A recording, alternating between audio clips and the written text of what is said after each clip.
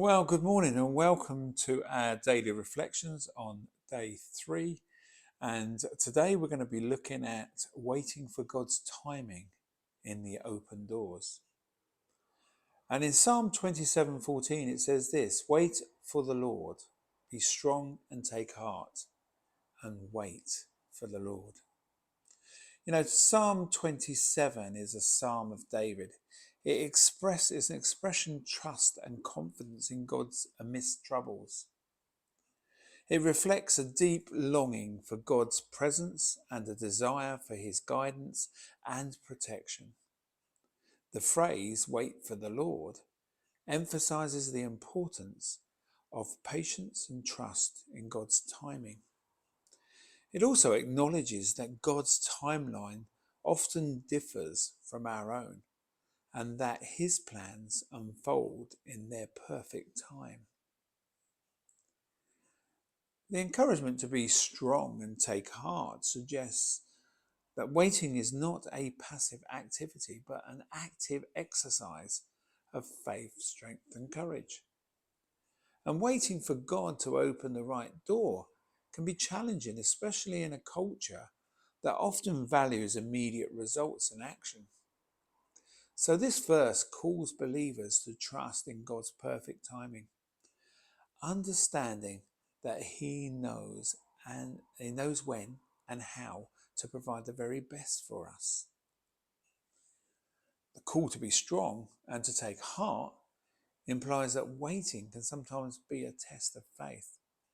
It requires inner strength, which comes from a deep trust in God and a belief that his plans are worth waiting for. And waiting on God does not mean inactivity. It involves active engagement in prayer, meditation on his word, and for preparation. It's about being ready to move when God indicates it's time and using the waiting period for growth and service. And this verse encourages a humble acknowledgement that God's wisdom surpasses our understanding. His timing is often different from ours because he sees the bigger picture and he knows what is ultimately the best for us.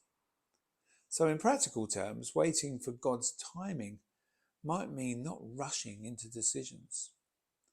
Even when the pressure mounts, it could involve turning down an opportunity that doesn't feel right and waiting for the one that aligns better with God's direction.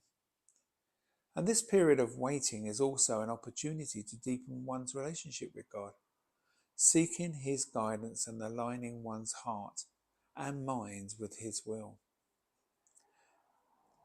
So as we look at day 3 of this devotion, it addresses the challenges of waiting for God's timing. And it encourages believers to see waiting as an integral part of the journey of faith, not merely as a passive pause, but a time of active trust and preparation.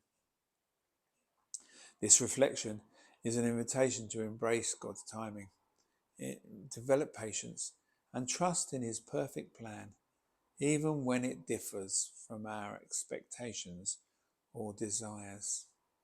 So if there's things today that you are struggling with in this area, maybe it's time just to take a pause and just release it into God's hands, and then just to wait for him to be able to interact with you, and keep your ears open to listening as you pray into the word.